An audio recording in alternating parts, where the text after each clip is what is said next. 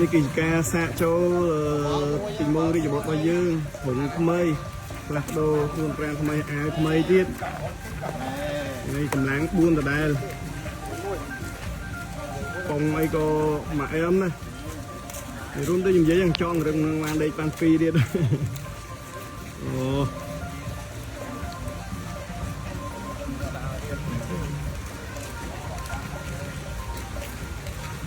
កាត់មើលហ្មង